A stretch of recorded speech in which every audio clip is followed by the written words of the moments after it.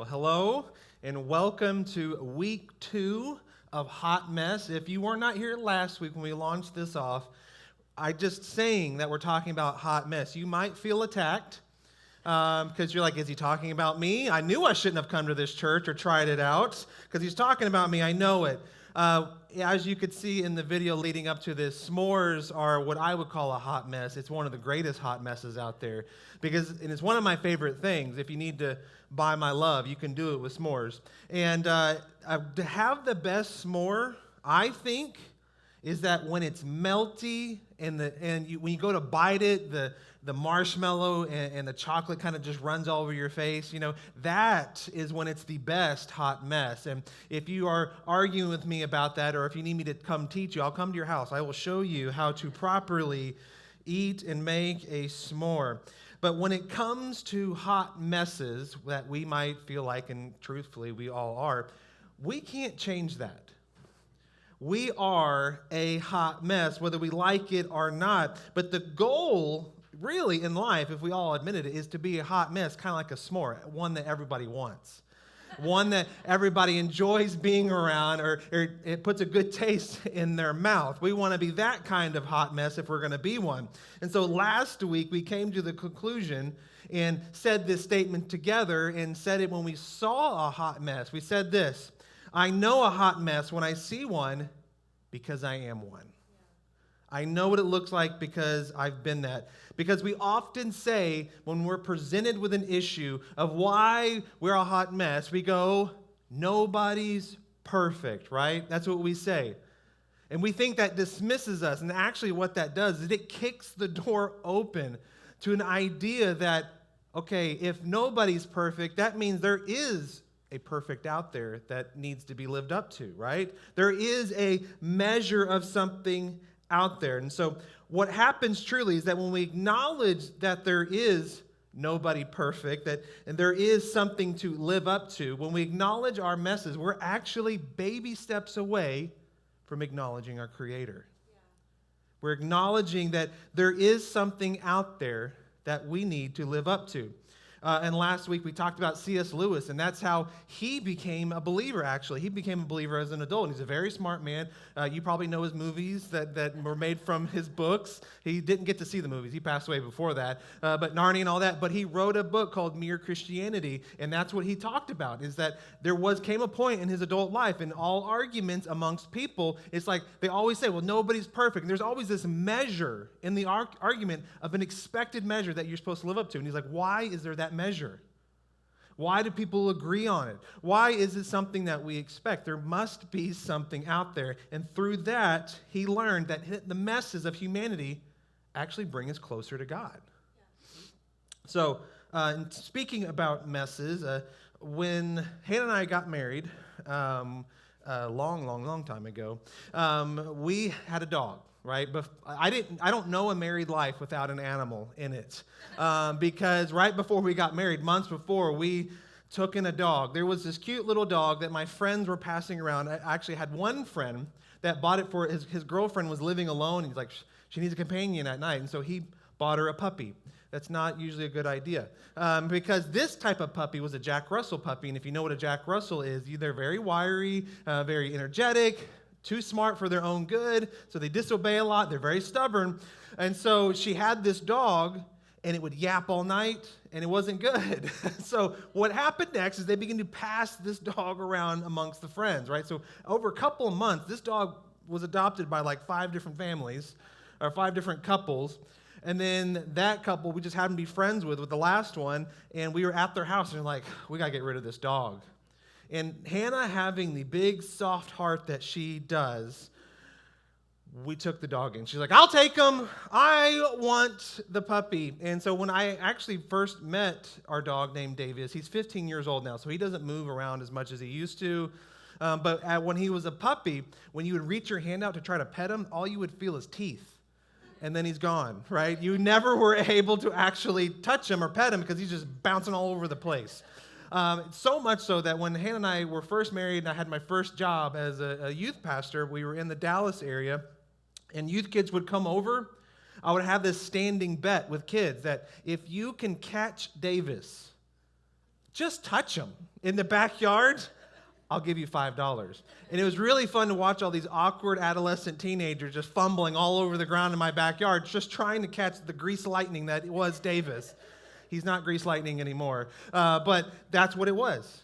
And so there came a point in our marriage where we were going to go out and we think, oh, man, he's old enough now. Maybe we don't have to kennel him every time, because he hated being in the kennel because he's a little ball of energy and he wants to explode, right? And I was worried he was going to combust if we kept him still for too long. And so we thought, okay, let's not give him the whole house. And we were, again, this is my first job as a youth pastor. We were doing time travel with our finances. I don't know if you've ever been there, meaning that we were paying bills with future checks we didn't have yet, okay? So we didn't have a lot of money to replace things. And so we were real careful with all of our stuff. And we're like, okay, let's start with one room, right? And so it was just the two of us, and we had this 3-bedroom house. And we thought, okay, one of the rooms we made, we put a futon in. It's like a seating area, just a fun little hangout spot, I guess. Nobody really hung out in it, but it was a place for someone to go if they needed a place to sleep. So we put him in there, and we shut the door. And there was a window in this room. There's a 1-story house. And so we went around, and we looked through the window, and he's like, okay, he's laying down.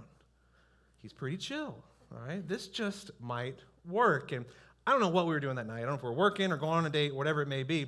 We left, and we came back, and Hannah made it into the house before I did and goes into the room. It's like, oh, we got to let him out. We've been gone for a while.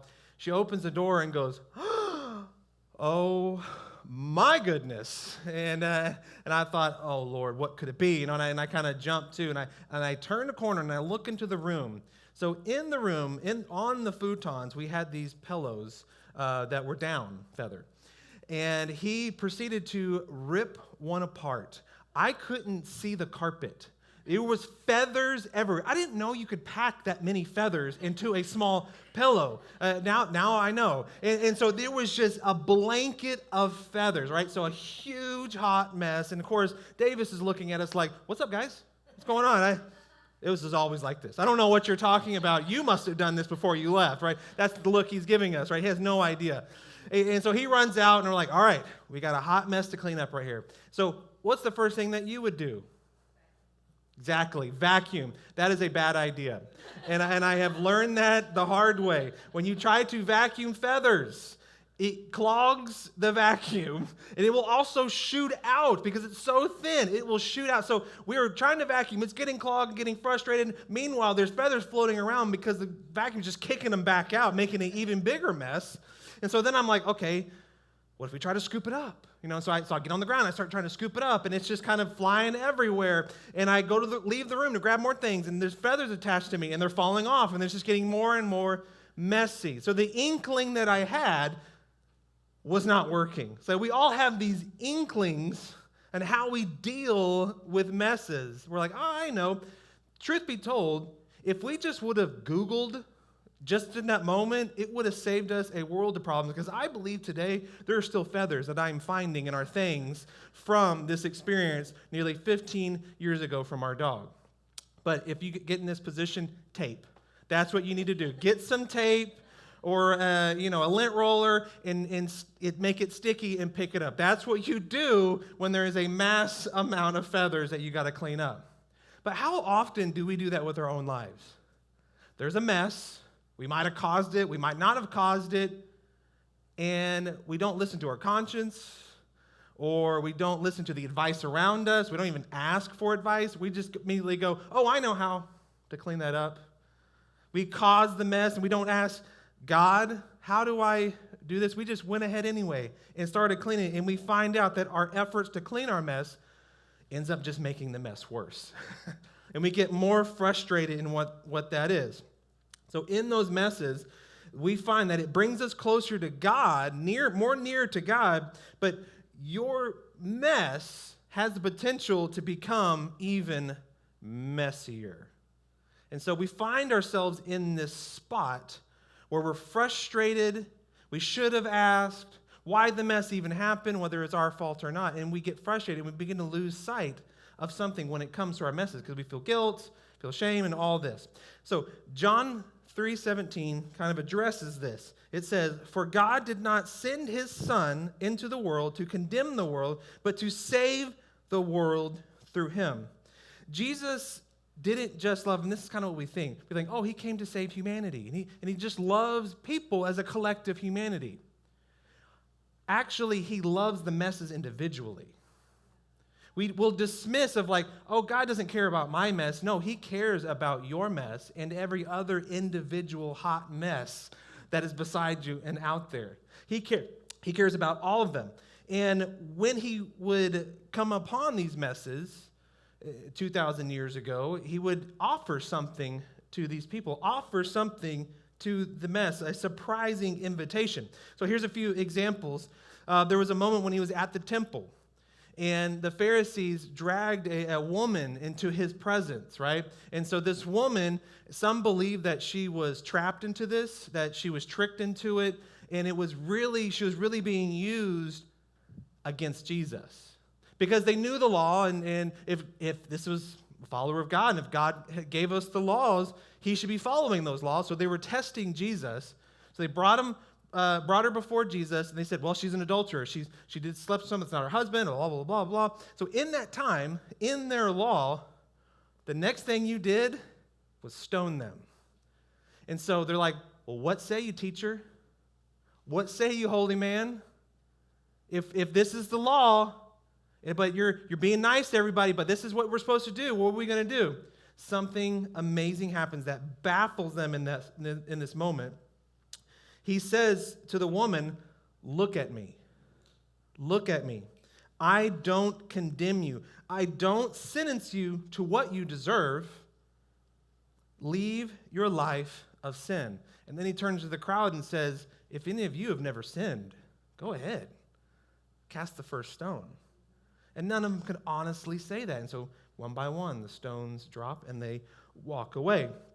Another example was a dishonest tax collector, which most of all of them were. And they didn't like tax collectors in that time. Probably you don't like tax collectors. Zacchaeus was the name of the man, and Zacchaeus was an important man. He was kind of like a mobster in this time, like tax collectors, that's what they were. So they were commissioned by the government to go collect these taxes, and so they were backed and protected by the government. But then the government wasn't like, oh, we're watching what you gather. No, they just would gather extra and make themselves rich. And so that's what they were doing. And so he was dishonest, but Jesus was coming around town, and he wanted to know who Jesus was, right? Important guy.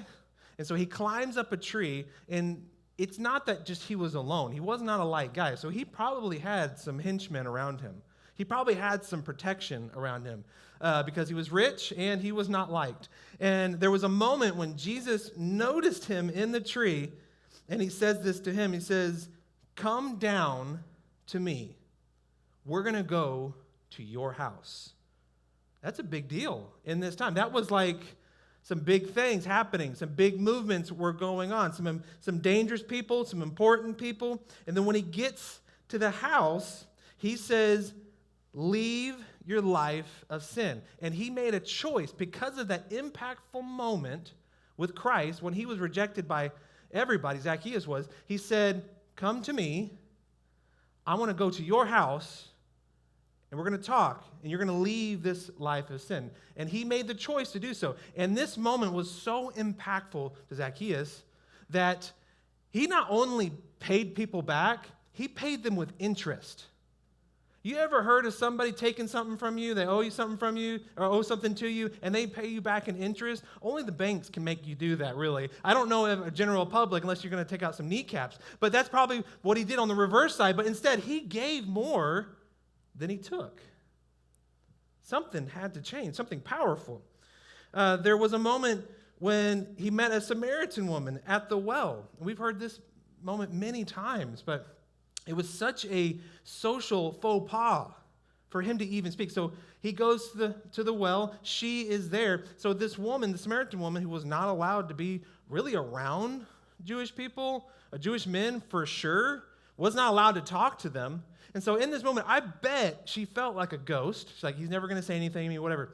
He begins to talk to her, and you're thinking, oh, how sweet. No, she was probably scared because she was thinking, oh, what's going to happen to me? This guy is targeting me now. But then he begins a conversation with her, really reads her mail, which is kind of scary. You know, if you meet a person, they begin to tell you everything that wrong you've done in your life or bad choice you made, I'd be a little afraid myself. Like, you've been watching me? You've been following me? Who are you and what do you want? You know, I would imagine she's feeling this in this moment.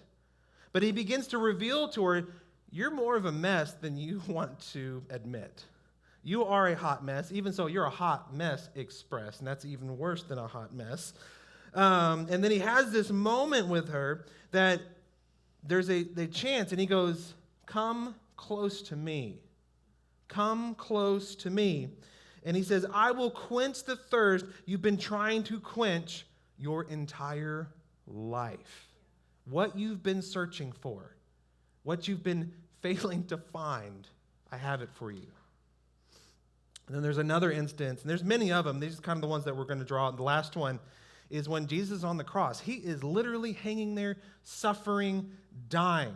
If I was hanging somewhere and suffering, dying, I wouldn't want to talk to anybody. I would be in a terrible mood, okay? But don't speak to me. I'm not in the mood right now, right? So you can imagine what Jesus was feeling. But still, even in that moment, there was a criminal hanging next to him who'd done lots of terrible things, ends up in a conversation with Christ. And Christ says this to him, ends up saying this, you are coming with me. You are coming with me. Today, you will be with me in paradise. No matter how much of a mess that man was hanging next to him, he said, you come with me. Today, you will be with me in paradise. Do you know what Jesus offered messy people in their messiest situations? Himself. He didn't give them a self-help book. He didn't say, hey, check out this blog. You know, he didn't give them a magic pill that was going to make them all better and fix all their problems or some algorithm to use on his finances or whatever it may be. No, he said, I'm here. I'm offering me as the solution. And so Jesus invited messy people to follow him while they were still messy. This is one of the biggest misconceptions of church culture, is that to grow closer to God, I got to fix myself, I got to become better and more good at what I do and more righteous, and then I'll be close to God. It's on the contrary. The fact that we can acknowledge our messes, and the more we acknowledge our mess and how much we fall short, actually that will bring us closer to God. But we're too busy trying to work on the other side. This is why in John 8:12, Jesus says this. It says, when Jesus spoke again to the people, he said, I am the light of the world. He's saying, I will show you. You don't know what to do with your mess, but I can shine a light on where to go next, how you are supposed to act. I will literally show you the way out of your messiest moment. I will be your light. And then he continues on and says, whoever follows me. He's saying, you didn't follow me into your mess, but you can follow me out of your mess. I didn't cause you. You made the decisions for this mess, or somebody else put you into this mess. I didn't lead you there, but I can definitely show you the light out. I can show you how to get out of this mess. And then he goes on to make a promise. It says, whoever follows me will never walk in darkness, but will have the light of life. As humans, we are constantly looking for the instant out. I don't know about you, you're probably more holy than I am, more gracious, and have more integrity than me, all these things, more humility. But I will find myself in moments that I put myself in, and I'll go, Jesus, please get me out of this. I'm sorry, I said I wasn't going to do it, but I did it again. But please just take it away. It's a real nuisance, and it's a pain, and I don't want to hurt anybody. Please just make it stop. And we want instant gratification. We want to instantly disappear out of our life. Unfortunately, there's no such thing. That doesn't happen.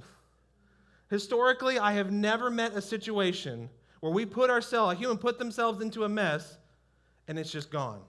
I do not see that. And sometimes when I meet people that have terrible theology, and they just want the daddy God that's going to be the fairy that's going to make their problems go away, and they'll say, man, I just want to pray and make it nice. Like, I wish that would happen. I hope it does. But unfortunately, I've never seen it. That's not how this thing works. Your heavenly Father wants to lead you out of the mess. He wants you to help see it, evaluate it, and get you out of this mess. This is why Jesus offers himself as the solution. It's why throughout the Gospels, there's endless invitations. This is the ones we just know about. We don't even know about the ones that weren't written down, where he says, follow me. He doesn't say, hey, you got to do this first, and you got to go through this process and meet these standards, and then you can follow me. No, he just says, just follow me, regardless of where you're at. Because that's what a good father does. A good father says, follow me. That's what I try to do with my kids. When my kids do something, when they're mean to somebody, when they're selfish, when they don't say thank you, whatever it may be, I want to be the father that helps them see these things. No matter how uncomfortable it might be, if I don't say something in the moment and address what it is doomed to repeat itself. So if I was the dad that my kids did something and I threw money at it, or I just made it disappear somehow with my relationships, they're going to do it again because that's all they know. And so no matter how uncomfortable the moment might be, how inconvenient it might be to my schedule, I take the time to sit there and go, why did we do this?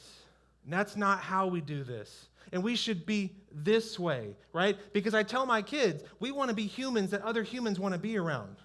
And if you keep acting this way, you're going to end up being one of those humans no humans want to be around. And I need you to be around other humans that like you, because I need you to find a wife and have kids and move out of my house, please. No, I don't say that yet. It's not time for that yet. But I want them to be something that they might be a hot mess, but it's a hot mess people want around. They want to be around. That's why he says, follow me. And I tell my kids, follow me as I follow Christ. Because the words follow me come with surrender. It's saying, it's an expression of humility.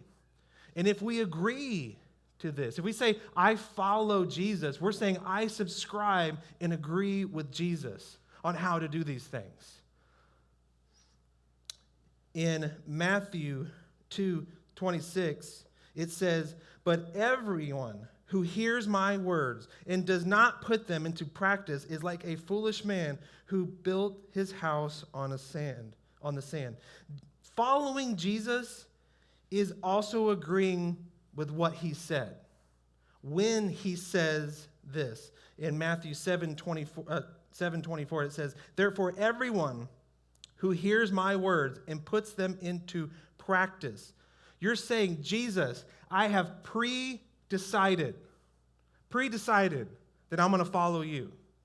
Because when Jesus said, follow me, he didn't say, here's the terms of agreement before you begin. No, every time it was follow. There's nothing you had to meet, no credit score you had to get to before you could follow Christ. You just follow, no matter how messy it might be. So what we find too often is that we don't give Jesus the benefit of the doubt. We find ourselves in a place where we have to vet Jesus before we'll follow Jesus. We'll come to church, and this is fine. Now, you should do this with church because people will cheat, hurt, and whatever. So know who you're following. Because too often we follow leaders we don't agree with. We follow leaders. So if you're at a job that you're like, I don't really subscribe to the character of my boss or the character of the leader of the company. They're doing some shady things. Here's some advice. Get out of that company. Go to a company where you agree and like what they do. That you agree to the humility that they show and the love that they show to people. Do that. And you're like, come on, Bill, I can't just jump out of a job. I got bills. I get that. Okay, I'm not saying instantly just leave tomorrow, but start the process of finding a new job or a new career, whatever it may be. Be in a place where you are willing to follow and you want to follow that leader. Too often, we give bad leaders the benefit of the doubt and don't offer Jesus any. We're like, Jesus, you got to prove yourself first. But we'll follow bad leaders. Why do we do that? Why do we do that? But when Jesus, when he gives the offer to follow me, when he puts that out there, we pre-decide, I'm going to follow you. We give Jesus the benefit of the doubt. And we find in the process that no matter if you're a leader of a company, if you are a Christ follower, you are a leader. And there's a leadership truth that you should need to write down and own this, is that people don't want to follow a leader that always has it right. They want to follow a leader that's real. They want to follow a real human that makes real mistakes, but also has integrity and has humility. And who's able to say, I'm not perfect and neither are you, but if we work together, we can reach whatever this goal is. So he says, follow me, no terms of agreement, and do as I do, and we agree to that as a Christ follower. And that's why I like to say Christ follower. Christian has been muddled, it's been squished up and pulled out, and people have added to whatever it may be. There's like Christian bands and Christian politics and none of that's real. That's not a thing, okay? There are Christ followers who follow Christ. And they say, that's why I say I'm a Christ follower. I'm telling you that I am not first, I am behind him. And whatever he says to do is what I'm going to do, even though it might not be the popular decision or make me feel good. So we continue on in verse 24. It says, we put them into practice is like a wise man who built his house on the rock. The rain came down, the streams rose, and the winds blew and beat against that house. Yet it did not fall because it has the foundation on the rock.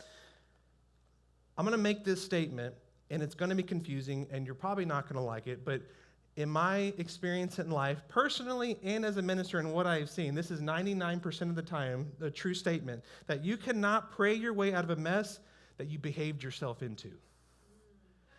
If you were the one that behaved yourself into that mess, you can't just pray your way out. God's not just going to fix it because he cares more about your character and integrity to do that to you. He's not just going to wipe it out because if he does that, you're just going to do it again. We end up being spoiled that way. And so he says, okay, I'm going to lead you out of this. So now in the future, you know what to do when you're presented with this same mess again.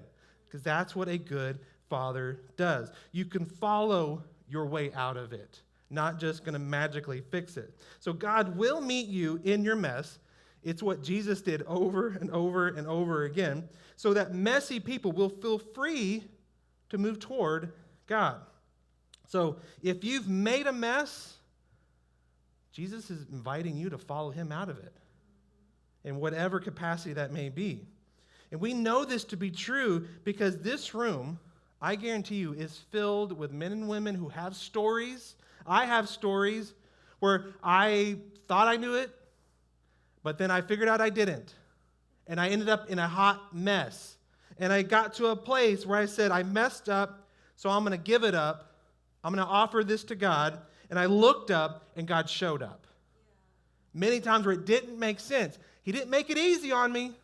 It didn't always feel good, but he led me out of it. And he showed up in a big way. Many people would tell you God used those messy moments as an arrangement and a meeting place with him. That their rock bottom was the place where they saw God most clearly. And us as Christ followers who have been in those places, and if you're new to the faith or you're coming through the process, our hopes is as a church that we build each other up and be stepping stones for you, is that, hey, you're getting close to rock bottom. You don't have to go down there. You might, but you don't have to. But let me tell you about my rock bottom so that you can turn now. So you don't have to go through all that suffering. Learn from my mistakes, strengthen your character, and continue to follow. Follow me as I follow Christ. The mess that brings us together brought God near. Your mess is an avenue for you to be more near to God. So I'll close with this.